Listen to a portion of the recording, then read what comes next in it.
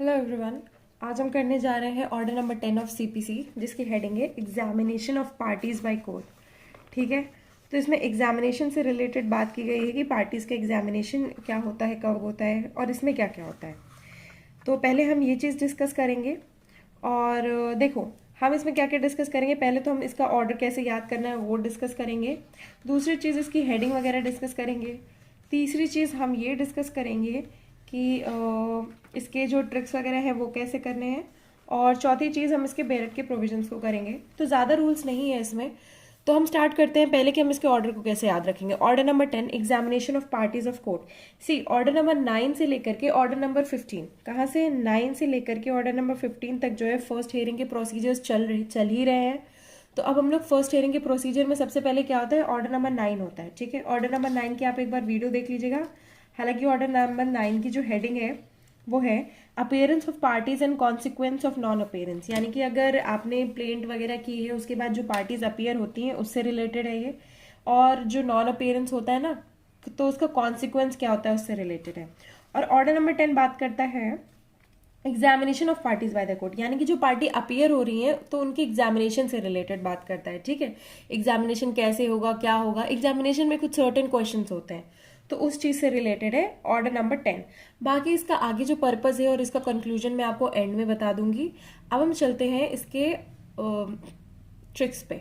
तो rule number 1 से लेकर के रूल नंबर 4 तक आते हैं। और रूल नंबर 1A 1B और 1C जो है वो ADR यानी कि ऑल्टरनेट डिस्प्यूट रेजोल्यूशन के बारे में बात करते हैं। तो सबसे पहले आते हैं रूल नंबर 1। रूल नंबर 1 बात करता है ascertainment whether allegations in pleading are admitted और डिनाइड। ठीक है, इसमें दोनों पार्टीज हैं, तो फिर इसके बाद वो क्या करती हैं, वो बात करती हैं कि हाँ ठीक है, तुम मेरे रिट पिटिशन में जो मैंने चीजें लिखी है वो एक्सेप्ट करते हो कि नहीं। ये बोलते हैं कि मैंने पिटिशन में जो चीजें लिखी हैं यानी कि प्लेंट में जो चीजें लिखी हैं वो तुम एक्सेप्ट करते हो कि नहीं। ठीक है, इस चीज के बाद प्रोसीजर आता है कि कोर्ट को अगर लगता है, यहाँ पे क्या है, कोर्ट को लगता है कि तुम कंसिलिएशन में जाओ। ठीक है, और यहाँ पे 1C में लगता है कंसिलिएशन ऑफिसर को कि तुम कोर्ट में जाओ। ठीक है, तो ये कोर्ट इधर फेंक रहा है केस, कंसिलिएशन ऑफिसर इधर फेंक रहा है केस। और 1B में बात की गई है अपीयरेंस बिफोर द कंसिलिएटरी फॉरम और अथॉरिटी, यानी कि तुम जो कंसिलिएटरी फॉरम के सामने जो होगा अपीयरेंस उससे रिलेटेड है ना, क्योंकि अपीयरेंस जरूरी है इसमें। फिर इसके बाद आते हैं हम रूल नंबर 2 पे। रूल नंबर 2 पे बात की गई है ओरल एग्जामिनेशन ऑफ पार्टी और कंपेनियन ऑफ पार्टी। ठीक है, इसमें क्या है, ओरल एग्जामिनेशन है, दोनों का क्या है, ओरल एग्जामिनेशन चल रहा है जज के सामने। ठीक है, ओरल एग्जामिनेशन किसका, पार्टीज का या फिर कंपेनियन के साथ जो आए हैं प्लीडर वगैरह उनका। ठीक है, ओरल एग्जामिनेशन। नेक्स्ट रूल 3 में बात की गई है, अब एग्जामिनेशन के लिए कुछ क्वेश्चंस वगैरह तो होंगे, तो वही चीज है substance of examination to be written. ठीक है, यहाँ पे क्या होगा, तुम्हारा सब्सटेंस जो है एग्जामिनेशन का मजिस्ट्रेट के पास रिटन होगा। इन दोनों के पास भी क्या है, कुछ क्वेश्चंस वगैरह जो होंगे वो रिटन हो सकते हैं। फिर इसके बाद रूल 4 जो कि लास्ट रूल है, उसमें बात हो रही है कंसिक्वेंस ऑफ रिफ्यूजल और inability of pleader to answer. ठीक है, अब एग्जामिनेशन कैसे हो सकता है, कोई सीआरपीसी वाला केस तो है नहीं, कोई सीआरपीसी वाला प्रोसीजर तो इसमें चलेगा नहीं कि बहुत ज्यादा स्ट्रिक्ट तरीके से आप क्वेश्चंस पूछो, सामने वाले को बताना ही पड़ेगा। तो इसमें क्या है, प्लेंटिव बोलता है आई कांट आंसर। ठीक है, प्लीडर जो होता है, जो प्लीड करता है वो बोलता है आई कांट आंसर, या फिर प्लीडर, दोनों के जो प्लीडर्स होते हैं वो बोलते हैं नहीं बता पाते हैं। तो उसका जो कॉन्सिक्वेंस होगा वो होगा कंसिक्वेंस ऑफ रिफ्यूजल, या तो वो रिफ्यूज करते हैं या तो वो इनेबिलिटी होती है उनकी कि वो बता नहीं पाते। तो उसका क्या कॉन्सिक्वेंस होगा, क्योंकि एग्जामिनेशन का पर्पस यही है कि तुम आंसर दो। ठीक है, इधर आए क्वेश्चंस, इधर दिया आंसर, इधर तुम दोनों का जो है बीच में इश्यूज सॉर्ट आउट हो गए, इधर आया क्वेश्चन, इधर आया आंसर, और तुम जवाब दो। और जवाब नहीं दे रहे हो तो उसके बाद क्या होगा, वो सारी चीजें हैं। अब हम आते हैं इसके बेरेट के प्रोविजंस पे।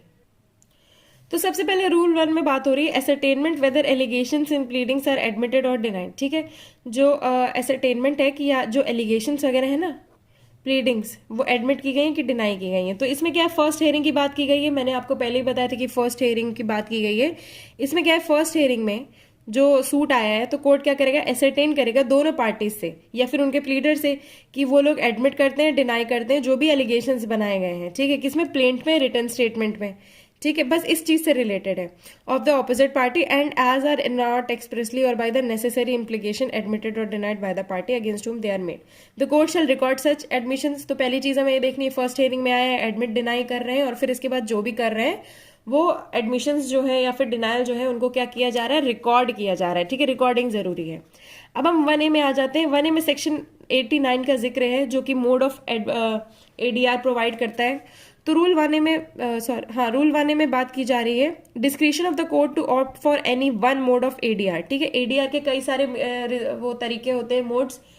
ठीक है, मीडिएशन, कंसिलिएशन, ये सारे एक तरह के मोड ही हो गए हैं। तो इसमें क्या है, वो लोग ऑप्ट करेंगे एक मोड जो कि दिया हुआ है सेक्शन 89 में। ठीक है, on the option of the parties the court shall fix the date. अब जैसा भी वो लोग डिसाइड करेंगे उसमें क्या हो जाएगी, डेट फिक्स हो जाएगी ताकि वो लोग क्या करें, अपेयर हो सके उस फोरम के सामने। 1B में बात हो रही है, इसमें बात हो रही है अपेयरेंस के बारे में। इसमें क्या कर रहे हैं, अपेयर हो रहे हैं, है ना, appearance before the conciliatory forum और अथॉरिटी। तो इसमें क्या है, where a suit is referred under rule 1A। Rule 1A में सूट आया है तो पार्टी क्या करेंगे, अपेयर करेंगे बिफोर सच फोरम और authority for conciliation of the suit. ठीक है, उस अथॉरिटी के सामने सूट के कंसिलिएशन के लिए वो लोग अपेयर करेंगे। नेक्स्ट इसके बाद आया रूल 1C। रूल 1C बात करें appearance before the court consequent to the failure of efforts of conciliation. ठीक है, अगर वो मैटर कंसिलिएशन से भी सॉल्व नहीं हो रहा है तो वो लोग कहाँ अपेयर करेंगे, बिफोर द कोर्ट। ठीक है, तो इसमें क्या है, जो प्रिसीडिंग ऑफिसर है कंसिलिएशन फोरम का वो सेटिस्फाई है कि ये जो है ये लोग डिलीवर नहीं कर पाएंगे जजमेंट, उसको मैटर सॉर्ट आउट नहीं कर पाएंगे। ठीक है, और दूसरी चीज ये कि not be proper in the interest of justice. अगर वो लोग कंसिलिएशन से इसको सॉल्व करेंगे तो it would not be proper in the interest of justice. तो वो क्या करेंगे, रेफर करेंगे मैटर अगेन उसी कोर्ट पे जिस कोर्ट ने डायरेक्ट किया था पार्टीज को कि जाओ भैया अब तुम अब कंसिलिएटरी फोरम के सामने जाओ। ये लोग बोलेंगे अब तुम वापस जाओ कोर्ट के पास, वापस जाओ। ठीक है, ऑन द डेट फिक्स। अब ये लोग डेट फिक्स करेंगे, इससे पहले वो लोग फिक्स करे तब ये लोग फिक्स करेंगे। नेक्स्ट इसके बाद आ गया रूल 2। रूल 2 में हमने बात की है ओरल एग्जामिनेशन ऑफ पार्टीज, जिसमें हमने दोनों पार्टीज को मजिस्ट्रेट के सामने बैठाया था। ठीक है, कटघरे में। तो इसमें क्या है, ओरल एग्जामिनेशन ऑफ पार्टी और कंपेनियन ऑफ पार्टी, या तो पार्टी या फिर कंपेनियन ऑफ पार्टी। तो इसमें फर्स्ट हियरिंग के बारे में बात की गई है। ठीक है, अब इसमें सबसे पहली चीज क्या है, shall with the view to elucidating matters in controversy. ठीक है, मैटर्स जो है कॉन्ट्रोवर्सी में मैटर है। देखो अब सबसे पहले क्या होगा, आप अपना केस समझाओगे, कॉन्ट्रोवर्शियल जो मैटर है उसी को क्या करेंगे, केस जो है एग्जामिन करेंगे orally such of the parties to the suit appearing in person और present in the court as a deems fit. ठीक है, ओरल एग्जामिनेशन होगा किस चीज का, कॉन्ट्रोवर्शियल मैटर का, जो भी उनके बीच में कॉन्ट्रोवर्सी है। नेक्स्ट है मे ओरली एग्जामिन एनी पर्सन, या तो उस पार्टी का एग्जामिनेशन करेंगे या फिर किसी और पर्सन का एग्जामिनेशन करेंगे जो कि आंसर्स बता पाए, ओरल आंसर्स बता पाए उस चीज से relating to the suit by whom any party appearing in person और प्रेजेंट इन द कोर्ट और his pleader is accompanied. Next इसके बाद आता है sub rule 2। At any subsequent hearing, किसी भी सब्सिक्वेंट हियरिंग में क्या हुआ, कोर्ट में orally examine any party appearing in person और प्रेजेंट इन द कोर्ट। ठीक है, सब्सिक्वेंट हियरिंग में भी कोर्ट क्या करेगा, ओरली एग्जामिन कर सकता है। फिर इसके बाद क्या है, बाय होम सच पार्टी और हिज प्लीडर इज अकम्पनीड। तो इसके बाद क्या होगा, कोर्ट में if it thinks fit put in the course of an examination under this rule question suggested by either party. अब देखो जरूरी नहीं है कि वो अपने क्वेश्चन सिर्फ डील करे, सामने वाली पार्टी भी क्या कर सकती है, अपने क्वेश्चंस बता सकती है ताकि कोर्ट उसको क्या कर सके, एग्जामिन करवा सके और दूसरी पार्टी जो है सेटिस्फाई हो सके उसके आंसर से। नेक्स्ट इसके बाद बात होती है rule number 3, substance of examination to be written. ठीक है, जो सब्सटेंस वगैरह है वो जो होगा रिटन फॉर्म में होगा, shall be reduce to writing, और कुछ नहीं है, ताकि आपको पता चल सके कि जो भी एग्जामिनेशन का सब्सटेंस है, एक तरह से मान लो इसको रिकॉर्डिंग। ठीक है, तो क्वेश्चंस जो होंगे वो तो रिटन फॉर्म में होंगे ही होंगे, जो आंसर्स होंगे उसको भी रिटन फॉर्म में करना जरूरी है ताकि उसका कुछ रिकॉर्ड हो सके। नेक्स्ट इसके बाद आया रूल 4, कॉन्सिक्वेंस ऑफ रिफ्यूजल और inability of pleader to answer. इसमें क्या कॉन्सिक्वेंस है किस चीज का, रिफ्यूजल या फिर इनेबिलिटी किसकी, प्लीडर की जो कि आंसर कर रहा है। ठीक है, अब इसमें क्या है, पार्टी प्लीडर जो भी है अपियर करती है, फिर इसके बाद रिफ्यूजेस या फिर अनेबल टू आंसर क्या करती है, मटेरियल क्वेश्चन। वो लोग क्या आंसर नहीं कर पाए, मटेरियल क्वेश्चन, जो कि बहुत इंपॉर्टेंट है, which they are ought to answer. ठीक है, तो क्या होगा, लेकिन एक और चीज है, and is likely to be able to answer if interrogated in person. ठीक है, इन पर्सन अगर इंटेरोगेशन हुआ तो शायद वो बता दे, तो कोर्ट क्या करेगा, पोस्टपोन करेगा हियरिंग 7 दिन के लिए। ठीक है, 7 दिन के लिए इसमें पोस्टपोन करेगा हियरिंग। फिर इसके बाद क्या होगा, and direct that such party shall not appear in person on such day. अब देखो 7 दिन आपको कैसे याद रखना है, 7 दिन ऐसे याद रख सकते हो। देखो 7 डेज बहुत कॉमन है फर्स्ट हियरिंग वाली पोजीशन में। ठीक है, और ऑर्डर नंबर 9 भी करोगे तो अगर प्लेन जो है, प्लीडर जो है कुछ चीजें नहीं कर पाता है, इनेबिलिटी होती है या जो भी चीजें होती है, तो उसमें 7 दिन मिलेंगे। तो इसमें भी 7 डेज ही आ रहा है। ठीक है, 7 डेज के लिए पोस्टपोन हो जाएगा। And direct that such party shall appear in person on such day. ठीक है, इन पर्सन अपीयरेंस बुलाया जाएगा। तुम सबके सामने नहीं बता पा रहे हो तो तुम इन पर्सन मुझे बताओ। नेक्स्ट है, if such party fails without lawful excuse. ठीक है, अगर लॉफुल एक्सक्यूज नहीं है तब भी तुम फेल कर जाते हो। किस चीज से? Appear in person. इधर तो तुमने आंसर नहीं दिया, फिर इसके बाद कोर्ट ने बोला 7 दिन में इन पर्सन अपीयर करो। अब फिर इसके बाद तुम इन पर्सन भी अपीयर नहीं कर पाते हो लॉफुल एक्सक्यूज के साथ, तो क्या होगा? द कोर्ट में pronounce judgment against him, against the party court जो है जजमेंट प्रोनाउंस कर देगा, या फिर order in relation to the suit as it thinks fit. ठीक है, देखो जो पार्टी नहीं आ रही है, अनेबल है आने से, उसके अगेंस्ट जो है जजमेंट प्रोनाउंस हो जाएगा या फिर ऑर्डर रिलीज हो जाएगा। तो इसी के साथ हमारा जो है ये ऑर्डर नंबर 10 कंप्लीट होता है। बट इसमें एक और चीज इंपॉर्टेंट है, मैंने आपको स्टार्टिंग में ही बताया था कि मैं इसका पर्पस बताऊंगी।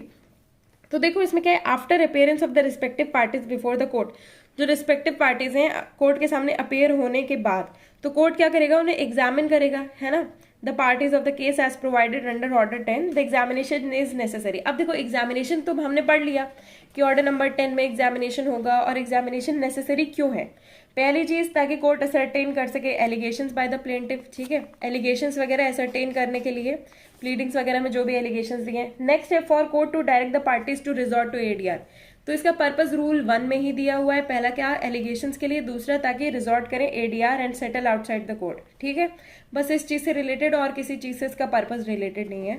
आई होप आपको ये वीडियो अच्छा लगा हो, तो please do like share comment, and अगर आपको मेरे एफर्ट्स अच्छे लग रहे हैं तो प्लीज डू सब्सक्राइब, और आगे भी और अच्छी वीडियोस आती रहेंगी। Thank you.